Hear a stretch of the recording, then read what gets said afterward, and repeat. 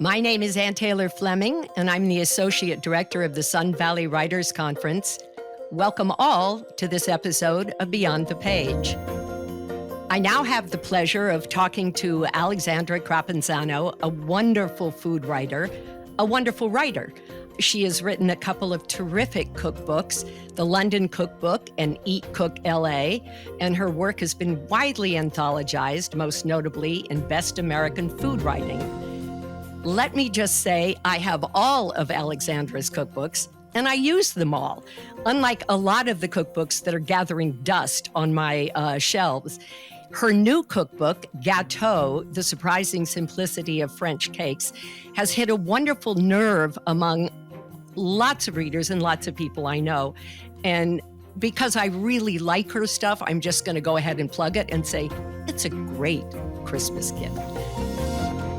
Welcome, Aleksandra, to Beyond the Page, and congratulations on the reception for GATEAU. Thank you, Anne. Great to be on. I want to start with the origin story of the book because it's such a simple idea and yet it's so compelling. It was a pandemic book. It started in the early days of the pandemic and it drove me crazy. I had grown up for part of my life in Paris. And I am not a French citizen. I'm an American citizen. So I don't get to go back and forth when the border is closed. And in the early months of the pandemic, I felt a kind of extreme duress at the idea that I couldn't get to France because it really is my second home.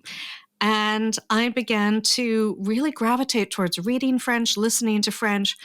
I've always cooked French food. I've always baked French cakes, but it became a way, I think, of really cooking and writing and reading my way home. And I say reading because I immediately ordered dozens and dozens and dozens of books from Amazon France.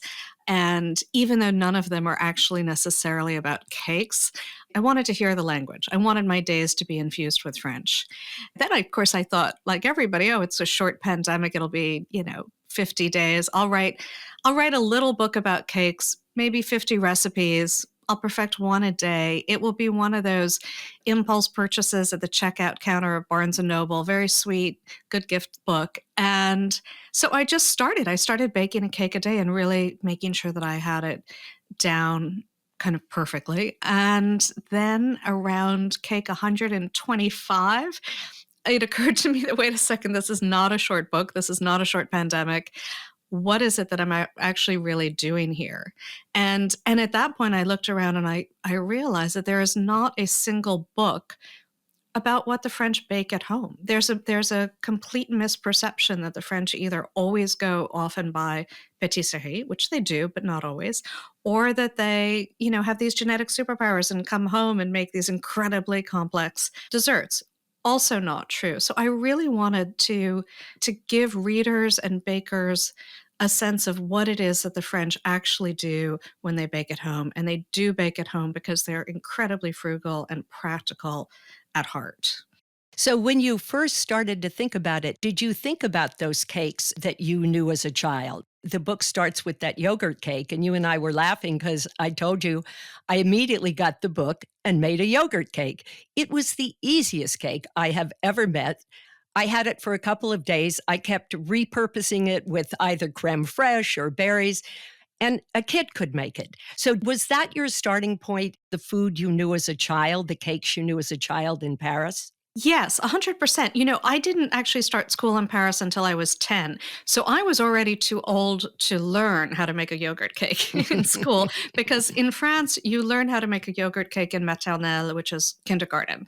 And it is really their version of our Toll House cookie in that it is iconic and everybody knows it. And it really does become a back pocket recipe. So if you walk by a little maternelle, a little nursery school in France, and you look in the window, you might see a group of kids with just a bowl and a little yogurt pot. And the little yogurt pots are either glass or ceramic, now plastic, but they're all about half a cup. And they will dump the yogurt into the bowl, and then they will use that yogurt jar as a measuring cup and measure the rest of ingredients.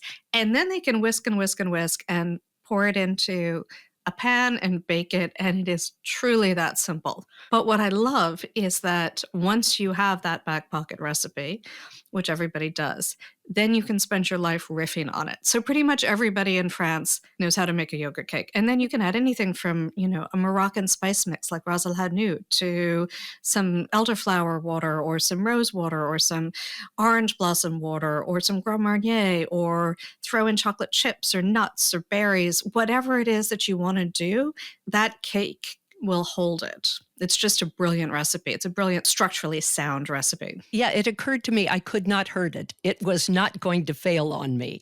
So now I'm going to venture forth. But when you were growing up in Paris, were you conscious of how sort of elegantly simple this was? It was a complete revelation to me, and I'm sure to many readers, who indeed we think of passing those windows, those patisseries, and thinking, oh my gosh, I couldn't do this. And yet you're coming with a totally counter message that they cook with simple elegance, as I guess they do most things, and that we all can do that. Absolutely. After school, there's something called goûter, which is essentially snack time, or, in Britain, it would be tea time. It's usually around 4 o'clock.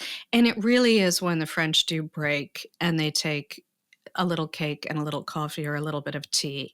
And that is something that I had after school at friends' houses. So I kind of knew that there were these amazingly simple cakes that were kind of always on the kitchen counter, what I suppose we would call almost a keeper cake. I didn't at that point really know how simple they were to make, except that everybody seemed to be able to make them. But of course, when I arrived, I looked around and I thought, wow, everybody can just do everything, because, whether it's tying a scarf or whipping together this incredible meal. Exactly. And then as I really began to understand more about the French, I realized, going back to this idea of frugality and practicality, that the reason the French are able to eat well every single day is, in fact, because they are frugal and practical. It's not in any way to say that they are austere or depriving themselves. Absolutely the contrary. They're cooking really beautifully and very simply so that they can do it every day, so that it doesn't require only cooking on a weekend to actually eat deliciously.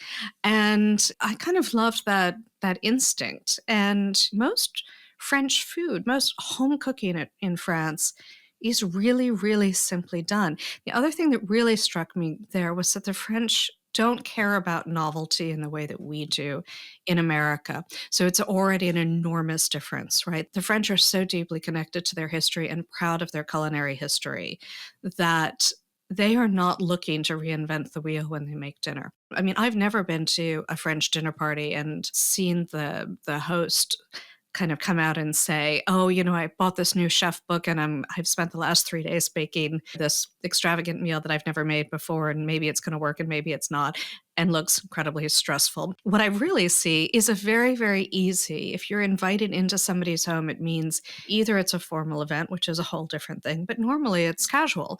And the idea is that you want to be with your friends, you want to have a glass of wine, and you want things to be simply done, but you also want to feed people the things that they love, the things that they know, the things that are traditional, but you want to do them with a real elegance and great ingredients and a sense of care. Yeah. Which is totally different from the idea of trying to wow your guests with something that is just on trend. The French are not interested as much in what is on trend. You make it sound so appealing, and I'm smiling at myself when you use the wow factor, because I have indulged in that kind of cooking. And what I thought about when I read your book, not just about the cakes, but there's a lovely description in there of you and your husband spending a weekend with friends who were moving back to Paris. And you spent 2 or 3 days with them in a country setting, and you all sort of made dishes and contributed. And I read it with such envy, the lack of stress, the participation, the gentle elegance. And I thought, no, that didn't happen in my house. And having just been through a holiday and facing another one, I am determined not just to use recipes from your book, but to take the style and the ethos of it, if I can a little, and calm down some. So I think that the message that pervades the book is that sense of sort of an ease and a joy. And the other thing is it's not competitive. Every cooking show now is competitive. The worst chef, the best chef, the top chef. It's not about the joy of feeding people, as you use the expression. It's about wowing people. And that you only really see in France among the pros. Mhm. But even among the pros, it's really, I would say it's Instagram that has created some of that competition. Mhm. Recently, I interviewed a kind of the top patisserie in Paris last year, and they will post an image of a new dessert and immediately get 70,000 likes. And they've all said the same thing. They're exhausted by it because to them, it's not about baking. It's not about what they do. It is a need to kind of to feed the beast. And so that is the only competition that I'm seeing. In New York, there's such intense competition because restaurants do fail so often.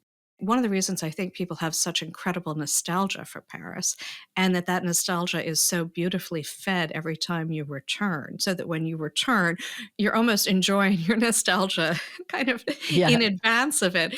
Things don't change as much. There's not the same competition. People will eat in their neighborhood Mhm. unless they are going to a particularly formal meal. Or if they're going to go see friends at a restaurant, they'll go to their friend's neighborhood. But it really is such a neighborhood city that there isn't quite that same competition that you have here. I think that allows for a lot more freedom. The only real competition, again, I'm seeing is this crazy social media frenzy, which is making people competitive.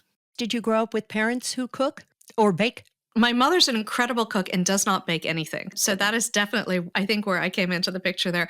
But she's an amazing cook. And I was incredibly lucky. When we moved to Paris, the dollar was incredibly strong. And so Paris was much less expensive than New York. And we really were able to eat in pretty much all the great restaurants in the country. So I quickly grew to understand food and to really appreciate it.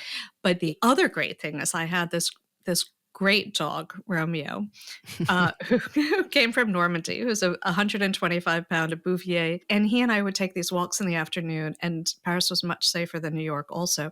And we would just literally go from patisserie to patisserie, and they would give him a treat inevitably. And I would get something. And of course, I was growing then, so that was helpful. But I also really began to understand the language of shopping for food in Paris. And I learned so much doing that, because when you do go into whether it's a cheese shop or a butcher or a fish shop and you ask the right questions and you enter into a dialogue, you just get this extraordinary wealth of knowledge. I think some of those good things have permeated America. And I think during the pandemic, one of the things that interests me is that people dialed back at a great time for that. I think people reassessed, do I need to do that? Do I need to go to every trendy restaurant? We weren't going to restaurants at all. So it was a chance to dial back some.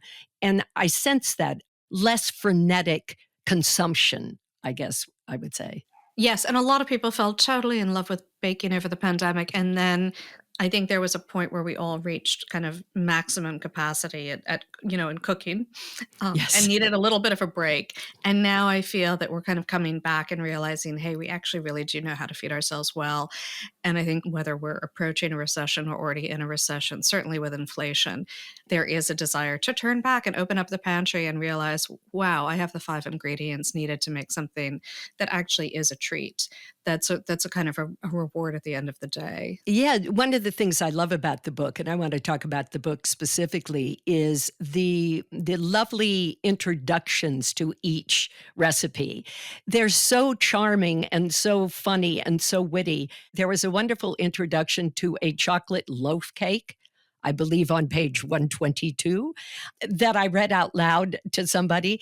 It made us laugh, and it was the kind of thing that I love about the book is that it's a book I take to bed and read.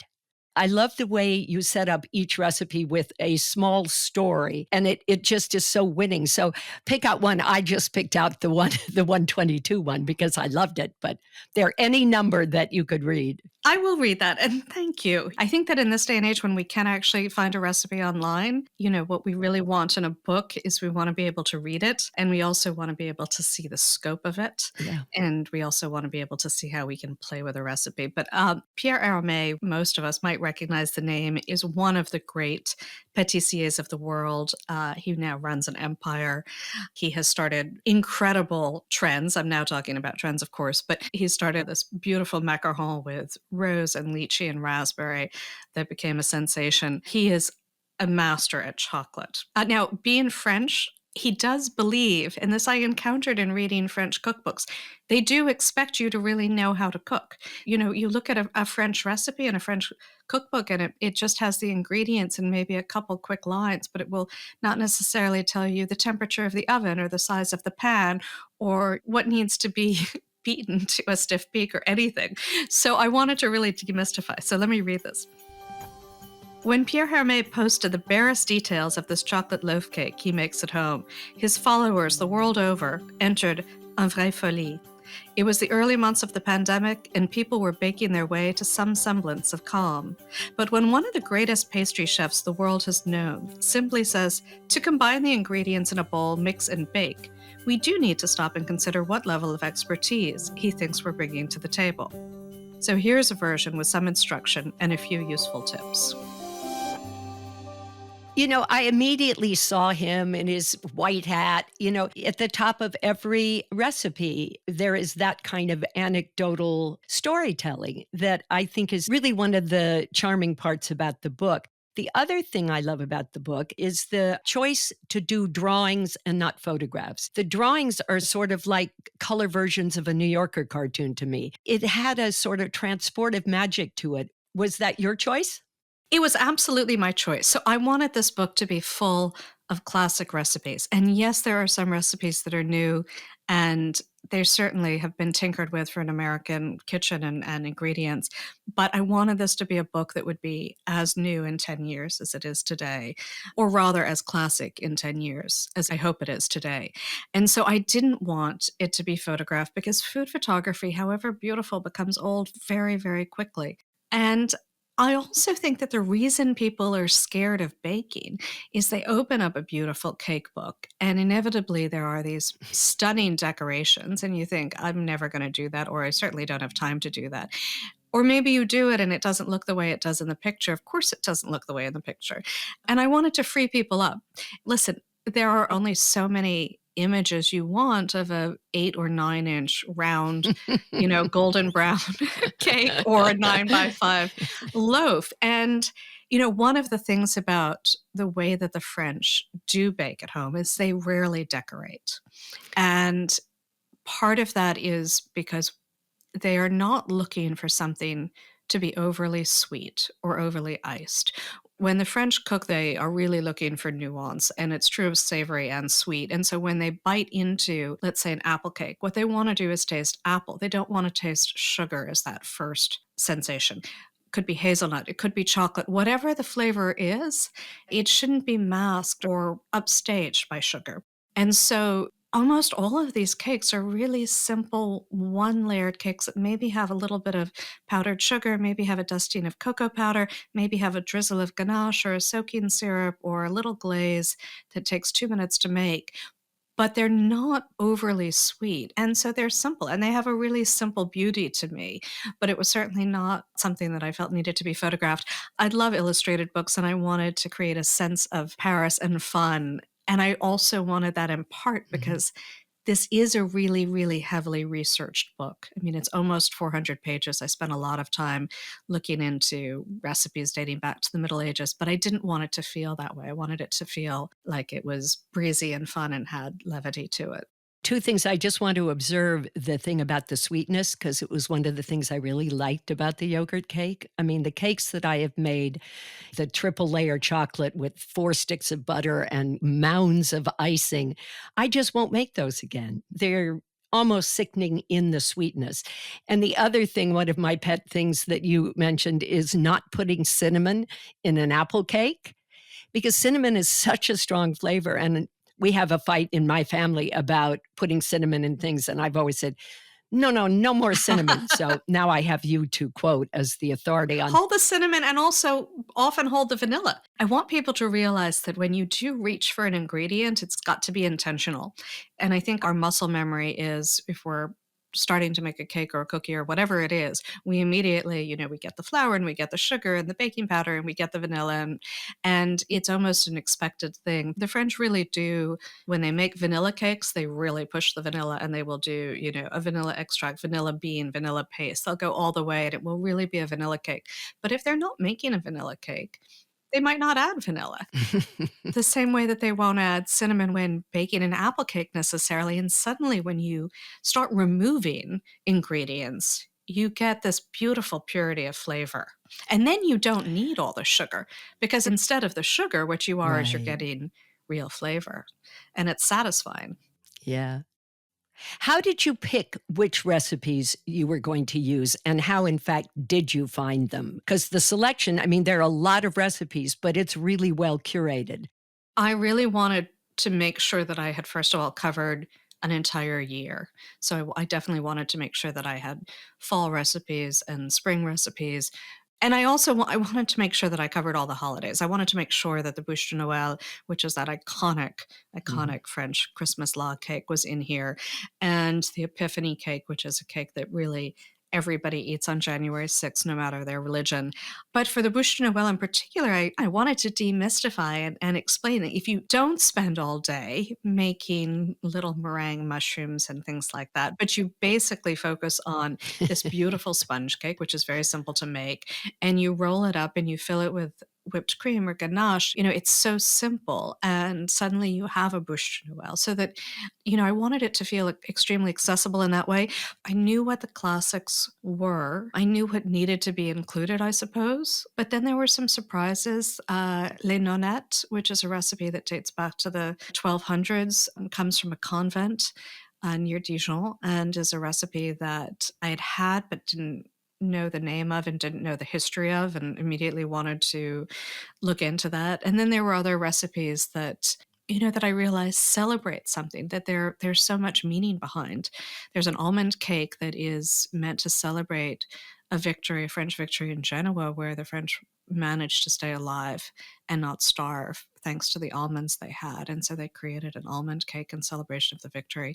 Where do you find, for example, the bûche de Noël recipes? I mean, there are a zillion out there. How do you pick the one you want? And is it free access? Are these things just you can take them? Okay, that's an interesting question.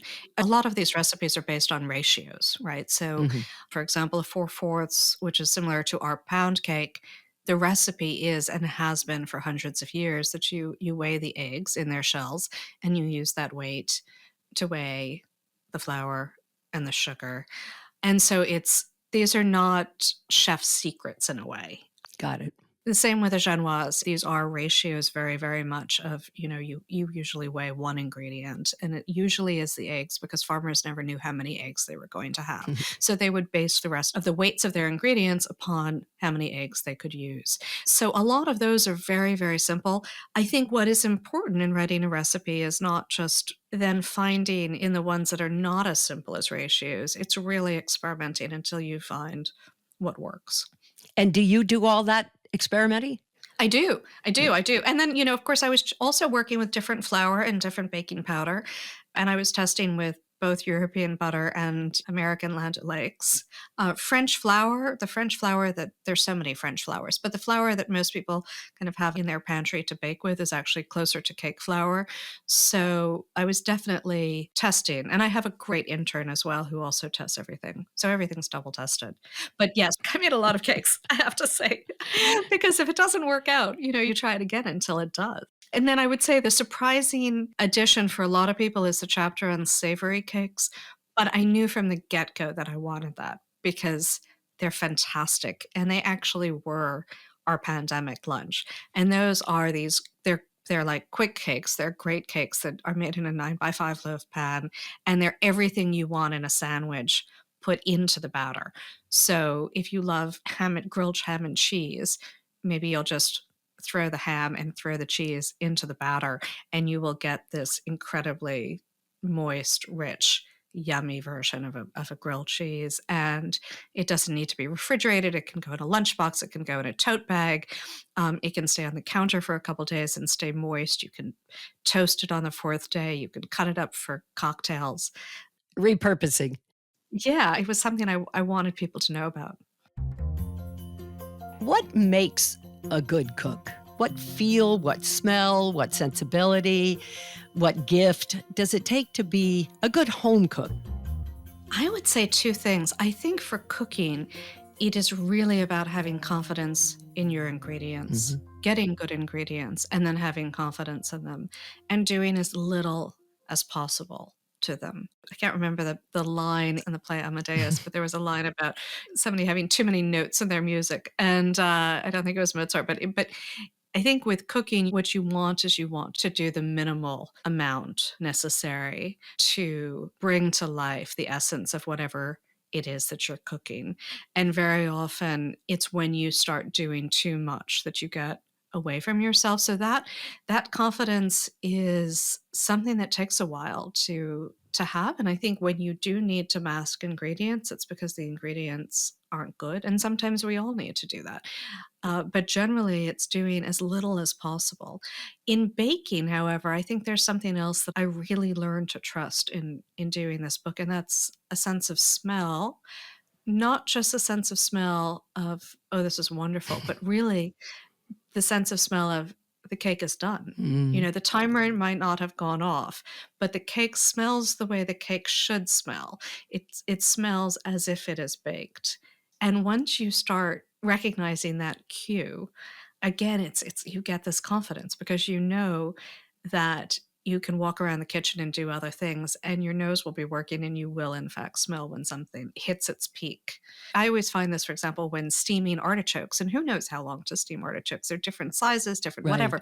But there's a moment when you're steaming an artichoke when the artichoke actually smells exactly the way it should. And at that point, you do need to turn the stove off and immediately take the artichokes out. I think the thing that's fun to share a book or this book with kids is to begin to instill that confidence, but also the sense of joy. When I'm listening to you about the senses and smell, I think we get away from the idea that cooking is about all the senses, that it should be sensual and can be messy and can be all kinds of things that I think if you're fastidious or frantic, you lose that sense. And one of the things that comes through in your book is joy. Joy, and there's also something meditative about it. You know, my mother is a journalist, and part of the reason I think she is such a good cook is that when she was writing an article and needed to think, needed to let something percolate for a little while before she finished a sentence or a paragraph, she would go in and cook. And it's not mindless in any way, but it is almost a kind of muscle memory of, say, stirring risotto that actually lets your mind wander in a good way, that lets you think through things. And so I think there's a reason why so many writers cook. I mean, almost every writer I know and almost every artist I know cooks, unless they have somebody else in the house who cooks. It is very, very connected. And I think it is about that thinking time. And I think, particularly because we all work at home, it's about finding something in the house that actually allows for that thought. It's absolutely true, Alexandra, and I had never sort of computed it, but all of the writers that I have talked to, they are engaged usually with cooking, not just with eating. One of the things that I was struck by in listening to you is how far back some of these recipes go. You know, we always think, certainly in this country, that we've discovered everything or rediscovered or maybe. But you have recipes that you're referencing that are centuries old. And they feel really modern, and I think that was one of the things that really amazed me is when you look at the recipes that the French make, for example, maybe it's a simple almond cake and you add a little bit of orange blossom water. You know, that in America is a very recent idea, this idea of using almond flour, this idea of using the Middle Eastern floral waters, the idea of a very simple, you know, one-layer cake seems very modern, but in fact, the most contemporary recipes turned out to be among the oldest. And we've kind of come, I think, in many ways, in America at least, we have kind of come back to that simplicity. Part of that is health conscious, but part of that is just changes in taste. Yeah. But the French have been baking in many ways the same way for so long. And one of the things that struck me again and again and again was just how few recipes use baking powder because the recipes existed before baking powder. So they relied on eggs to give lift, and it works. Do you love writing about food? I do. I do. I love writing. I mean, I do consider myself somebody who writes about food almost more than somebody who writes Mhm. recipes, although I do both. But I love it. I think that there should be something kind of fun and loving about it. Read something else for us because I love to hear your voice because you are a writer. So read something else you love.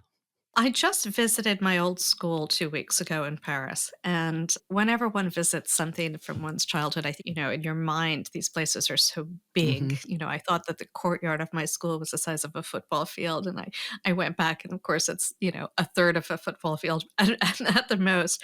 But I did ask some of the kids about the food, which is apparently just as terrible as it was way back when. But this is about clafoutis. My first memories of clafoutis are of the chilled, leaden squares that were served in the cafeteria at my school in Paris. They were rubbery and tasteless and nearly turned me off this classic forever. Roughly 2 decades later, I was at a friend's for dinner, happily chatting away, when I smelled something wonderful wafting in from her kitchen. A bit like a pancake, a bit like a flan. It had notes of vanilla and cooked cream and filled the room with a soft cloud of comfort. Moments later, I was tasting a soft pudding-like clafoutis. By the second bite, I was a convert, but not entirely so. What I came to realize is I don't love the classic choice of cherries in the batter. I prefer either a berry with just enough suggestion of tartness to cut through the richness of the milk and the cream, or the tenderness of a stone fruit, ripe and sliced, or autumn apples or winter pears with a little liqueur tossed in for good measure. No doubt I simply can't get past those early memories, but you are free, so cherry away. I actually prefer it without cherries as well, so I'm happy. I'm happy about that as well. Well, it's been such a pleasure talking to you and having your book, which I have already ordered for family members and others. Thank you. Yeah, of course. And I don't mean it falsely. You know that. You know me well. We have spent a lot of time together at the Sun Valley Writers Conference. And I think how many years have we been going, or should we not say? It has been at least 26, 27, 28 years. I know, it's been amazing. Well, Amazing. in addition to admiring your work, we've had a great friendship, Yes. and this has been a joy to talk to you. An absolute joy for me. Thank you, Anne. Thank you. Thank you so much. Thanks for listening to Beyond the Page. If you enjoyed this episode and you'd like to help support the podcast, please share it with others, post about it on social media, or leave a rating or review. A good one, we hope. To catch all the latest from the Sun Valley Writers Conference, be sure to subscribe wherever you listen to podcasts. And if you'd like to listen to this conversation in its entirety, or to any of our other talks, you can find them at svwc.com. I'm John Burnham Schwartz. Until next time.